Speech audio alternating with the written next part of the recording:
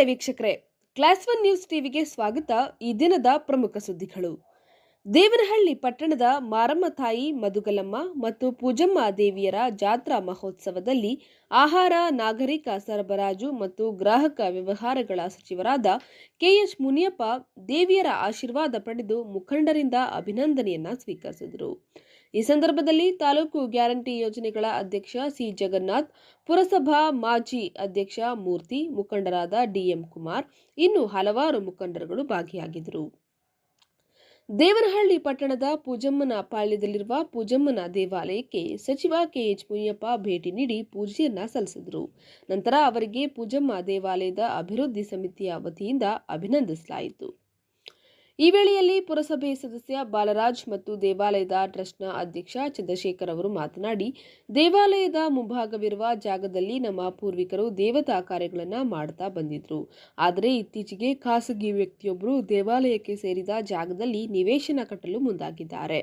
ಈ ವಿಚಾರವಾಗಿ ನಾವು ಈಗಾಗಲೇ ನ್ಯಾಯಾಲಯದ ಮೊರೆ ಹೋಗಿದ್ದೇವೆ. ದೇವಾಲಯದ ಸಂಬಂಧಪಟ್ಟ ಅಧಿಕಾರಿಗಳೊಂದಿಗೆ ಚರ್ಚಿಸಿ ದೇವಾಲಯಕ್ಕೆ ಬಿಡಿಸಿಕೊಟ್ರೆ ದೇವತಾ ಕಾರ್ಯಗಳಿಗೆ ಅನುಕೂಲವಾಗಿದೆ ಅಂತ ಜಿಲ್ಲಾ ಉಸ್ತುವಾರಿ ಸಚಿವರಿಗೆ ಮನವಿಯನ್ನ ಮಾಡಿದರು. ಈ ವೇಳೆ ಪೂಜಮ್ಮ ದೇವಿ ಸೇವಾ ಅಭಿವೃದ್ಧಿ ಟ್ರಸ್ಟ್ನ ಪದಾಧಿಕಾರಿಗಳು, ಸ್ಥಳೀಯ ಮುಖಂಡರು ಇದ್ದರು. ಮಾನ್ಯ ಸಚಿವರು ಇದರ ಬಗ್ಗೆ ವಾಗ್ದಾನ ಕೊಟ್ಟಿದ್ದು, ಏನು ಮೂಲತಃ ಕಟ್ತಾ ಇದೆಯೋ ಮುನ್ಸಿಪಲ್ ಕಾನ್ಸ್ಟೇಬಲ್ ಖಾತೆ ನಂಬರ್ 1865 ಪ್ರಕಾರವಾಗಿ 115 ಅಡಿ ಮಾತ್ರ ಅದು ಉಳಿಯುತ್ತೆ. ಉಳಿಕೆ 1500 ಅಡಿ ಪೂಜಮ್ಮ ದೇವಾಲಯದ ಮಾದಿಗ ಸಮುದಾಯ ಜನರು ಉಪಯೋಗಿಸಿದ್ದು ಗುರುಸಂಘ ಜಾಗ ಎಂದು ಅದು ಆದೇಶ ಆಗುತ್ತೆ ಅಂತ ವಾಗ್ದಾನ ಕೊಟ್ಟಿದ್ದಾರೆ. ಮಾರಮ್ಮ ಜಾತ್ರೆ, ಪೂಜಮ್ಮ ಜಾತ್ರೆ ಒಳಗಡೆ ಈ ಜಾಗ ಕ್ಲಿಯರ್ ಆಗುತ್ತೆ ಅಂತ ದೇವರು ಭರವಸೆ ಕೊಟ್ಟಿದ್ದೆ.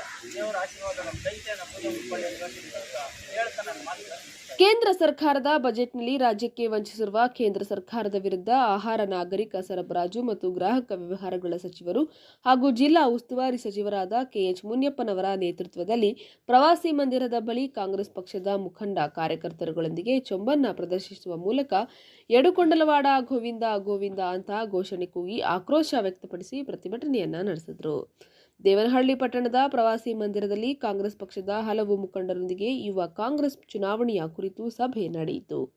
ಇದೇ ಆಗಸ್ಟ್ 16ರಿಂದ 1 ತಿಂಗಳ ಕಾಲ ಚುನಾವಣೆ ಪ್ರಕ್ರಿಯೆ ನಡೆಯಲಿದೆ. ರಾಜ್ಯ ಯುವ ಕಾಂಗ್ರೆಸ್ ಪಕ್ಷದ ಹಲವು ಪದಾಧಿಕಾರಿಗಳ ಸ್ಥಾನಗಳಿಗೆ ಚುನಾವಣೆ ನಡೆಯಲಿದೆ. ಪಕ್ಷದ ಯುವ ಕಾರ್ಯಕರ್ತರು ಐವಿಎಸ್ ಆಪ್ ಮೂಲಕ ಮತದಾನವನ್ನ ಮಾಡಲಿದ್ದಾರೆ ಅಂತ ಜಿಲ್ಲಾ ಯುವ ಕಾಂಗ್ರೆಸ್ ಅಧ್ಯಕ್ಷ ಕೆಆರ್ ನಾಗೇಶ್ ತಿಳಿಸಿದರು. ವರದಿ ರಾಜು ಗೌಡ.